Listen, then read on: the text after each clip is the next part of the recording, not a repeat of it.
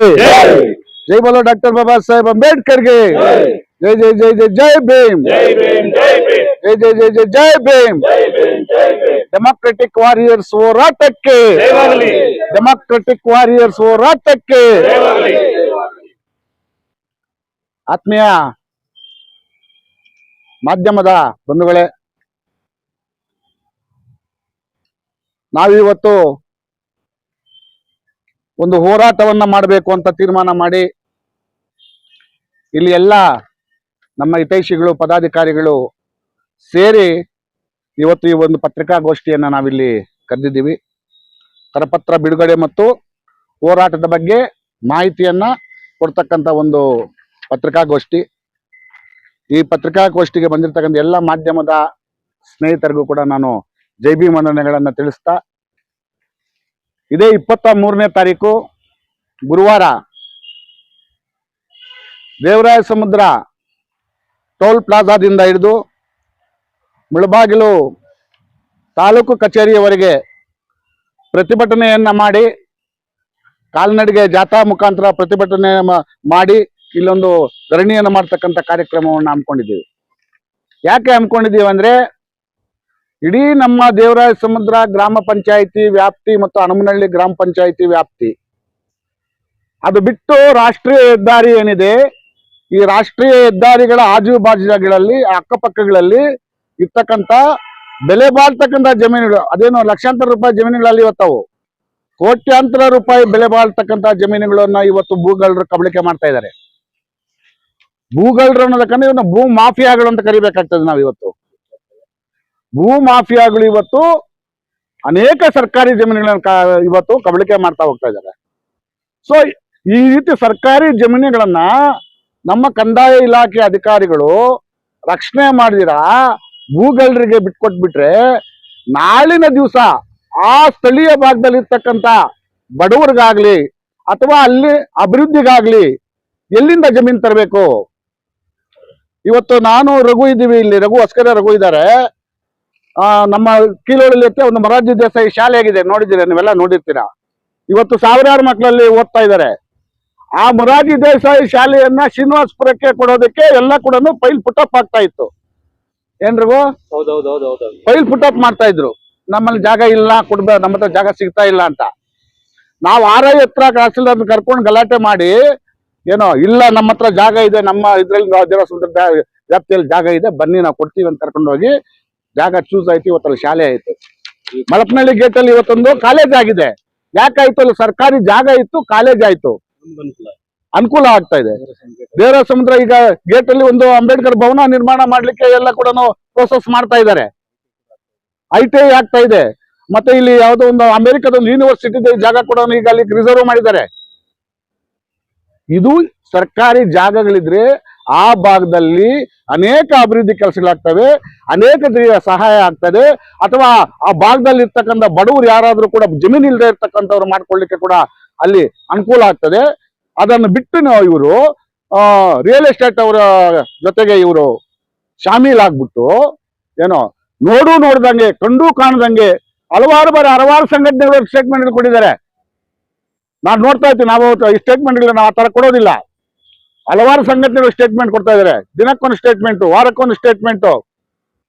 ಏನೋ ಇದೇ ದೇವರ ಸಮುದ್ರ ಕೆಲವು ಸರ್ವೆ ನಂಬರ್ಗಳನ್ನ ಇಟ್ಕೊಂಡ್ಬಿಟ್ಟು, ಬಟ್ ಇದುವರೆಗೂ ಕೂಡ ಉಳ್ಸಕ್ಕಾಗ್ಲಿಲ್ಲ.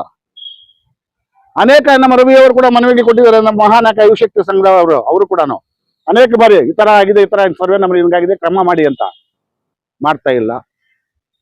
ಸಾರ್ವಜನಿಕರು ಕೊಟ್ಟಿದ್ದಾರೆ ಅರ್ಜಿಗಳನ್ನ, ಇಂಪ್ಲಿಮೆಂಟ್ ಆಗ್ತಾ ಇಲ್ಲ. ಸೊ ನಾವೇನ್ ಮಾಡ್ಬೇಕು ಇವಾಗ? ದಲಿತ ಸಂಘರ್ಷ ಸಮಿತಿ ನಾವೆಲ್ಲ ಒಟ್ಟಿಗೆ ಕೆಲಸ ಮಾಡ್ತಾ ಇದ್ದೇವೆ ಸರ್. ನಾನು, ರಾಜು, ಕಿಟ್ಟ, ನಮ್ಮ ರಘು, ನಮ್ಮ ಉತ್ತೂರು ವೆಂಕಟರಾಮು, ಇಲ್ಲಿರ್ತಕ್ಕಂಥ ಎಲ್ಲ ನಮ್ಮ ಆವಣಿ, ಮಂಜು, ಪಿಚ್ಚಿಕುಂಡಳ್ಳಿ, ವೆಂಕಟರಾಮಣ್ಣ ಇವರೆಲ್ಲ ಕೂಡ ಟೀಮ್ ಆಗಿ ಅಮೃತಣ್ಣ ಅವರು ಇದ್ದಾರೆ ಇದರಲ್ಲಿ ನಮ್ಮ ಹೋರಾಟದಲ್ಲಿ. 36 ಎಕರೆ ಜಮೀನು ನಾವು 2008-9 ಹೋರಾಟ ಮಾಡಿ ಉಳಿಸ್ತೀರಿ. ಜಮೀನಲ್ಲಿ 100 ಸರ್ವೆ ನಂಬರ್ ಅಲ್ಲಿ 36 ಎಕರೆ ಜಮೀನನ್ನ ಹೋರಾಟದ ಮುಖಾಂತರ ಉಳಿಸ್ತೀರಿ ನಾವು. ಆ ಜಮೀನನ್ನ ಇವತ್ತು ಕೋರ್ಟ್ನಲ್ಲಿ ಇವರು ಸರಿಯಾಗಿ ದಾಖಲೆಗಳನ್ನು ಒದಗಿಸ್ತೀರಾ, ಅವಾಗ ಇರ್ತಕ್ಕಂಥ ಫೈಲ್ ಅನ್ನ ಇವರು ನಾಪತ್ತೆ ಮಾಡಿ ಈಗ ಭೂಮಾಫಿಯಾಗಳಿಗೆ ಅನುಕೂಲ ಆಗೋ ತರ 20 ಎಕರೆ ಜಮೀನು ಇವತ್ತು ಬೇರೆಯವ್ರ ಪಾಲಾಗಿದೆ.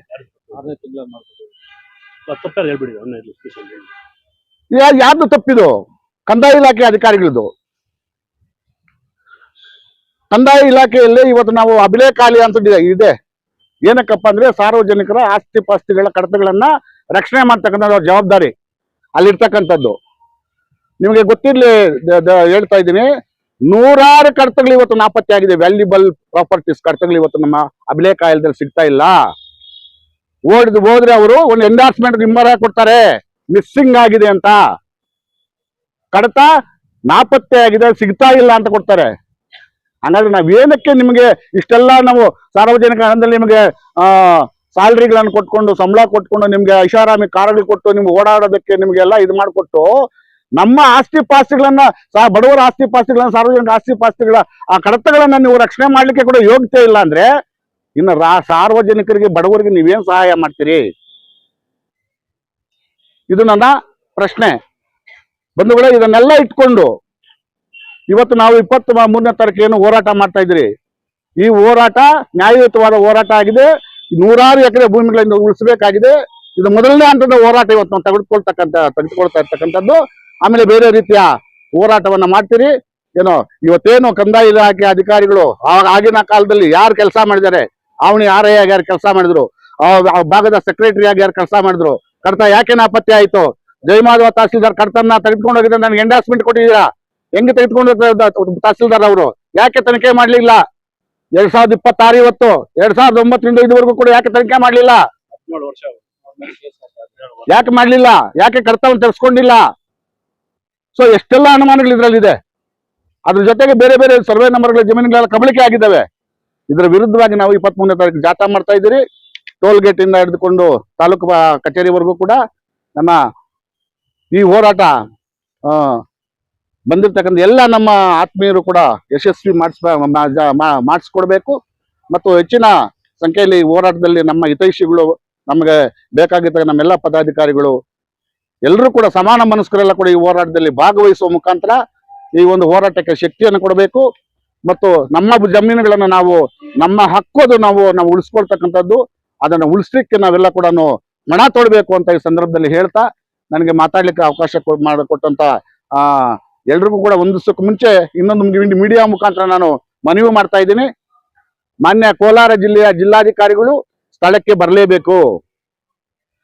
ಇವತ್ತು ಮುಳಬಾಗಿಲು ತಾಲೂಕಿನಲ್ಲಿ ಆಗ್ತಾ ಇರ್ತಕ್ಕಂಥ ಅಕ್ರಮಗಳನ್ನ ತಡೀಲಿಕ್ಕೆ ನಿಮ್ಮ ಜಿಲ್ಲಾಧಿಕಾರಿಗಳು ಒಬ್ಬರಿಂದಾನೇ ಸಾಧ್ಯ ಇದೆ.